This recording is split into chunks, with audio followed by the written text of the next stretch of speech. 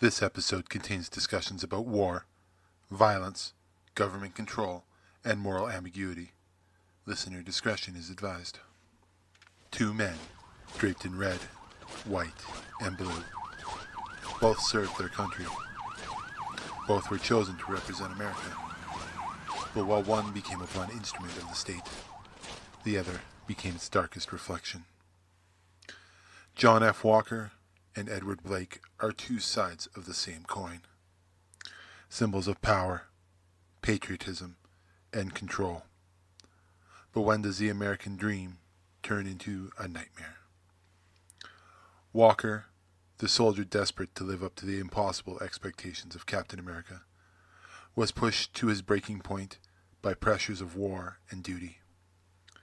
Blake, a man who abandoned all illusions of heroism, embraced the violence and corruption at the heart of power. Both wore the colors of their country, but neither truly stood for what those colors were supposed to mean.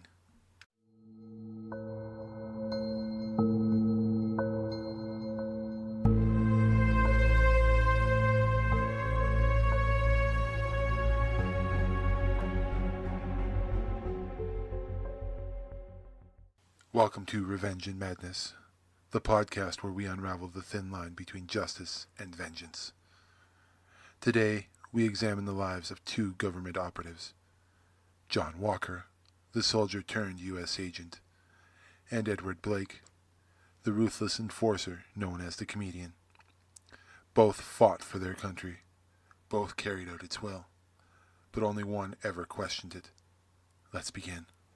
John Walker's story isn't just about war. It's about the weight of a legacy. When the government needed a replacement for Steve Rogers, they didn't look for the next great leader. They looked for the next great soldier. Walker had everything a perfect soldier needed: strength, discipline, and the ability to follow orders without hesitation. But unlike Steve Rogers, Walker wasn't chosen for his heart or his unwavering moral compass. He was chosen for his ability to kill efficiently and execute orders without question. The title of Captain America came with expectations that Walker was never built to meet. The public demanded a hero. The government demanded obedience. Walker tried to be both. But as the pressures mounted, his flaws, his rage, his arrogance, his need to prove himself began to surface, and the burden of being America's symbol was way too much for him. You don't want to do this. Yeah, we do. And then he made a choice that changed everything. In a fit of rage, after losing his best friend in combat, Walker took the shield, the very symbol of America, and used it as an instrument of execution. The world watched in horror as Captain America, their supposed hero, brutally murdered a man in broad daylight. The shield was meant to protect, but Walker turned it into a weapon of vengeance. And in that moment, he wasn't Captain America anymore. He was something else. Before John Walker became the government's violent tool, there was Edward Blake, the man who saw the world for what it really was and laughed. Blake was a soldier, a government enforcer, an assassin.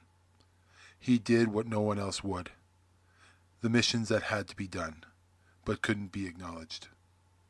They were his specialty: overthrowing governments, eliminating threats, silencing dissent. These weren't mistakes or accidents. They were policy.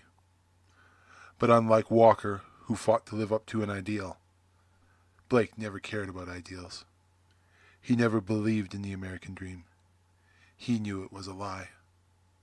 He saw firsthand the corruption at every level of power, and instead of fighting against it, he embraced it.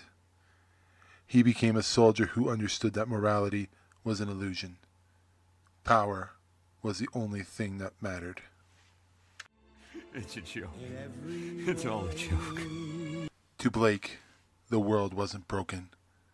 It was working exactly as it was meant to. He didn't kill out of anger, revenge, or duty. He killed because that's how the world operated, and he wasn't going to pretend otherwise. But even the darkest men have a line, and when Blake uncovered a secret too horrifying for even him, he realized he wasn't laughing anymore. Blake saw the truth. The world he thought he understood was even worse than he imagined, and it cost him his life. Walker and Blake were both soldiers, both killers, both tools of a larger system. But their key difference? Walker wanted to be a hero. Blake never believed in heroes. Walker struggled under the weight of his role.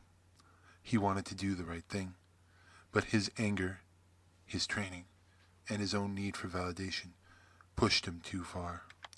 When he lost Captain America's shield, he lost everything he was supposed to stand for. Blake, on the other hand, never fought for ideals. He fought for survival. He accepted that war is brutal, that morality is an illusion, and that power is what shapes history. He didn't need a symbol. He was the symbol of how power truly operates. You built me. What happened to the American dream? It came true. You're looking at it. Both men embodied American strength. But while Walker struggled with his role, Blake reveled in it. Walker and Blake force us to ask a difficult question.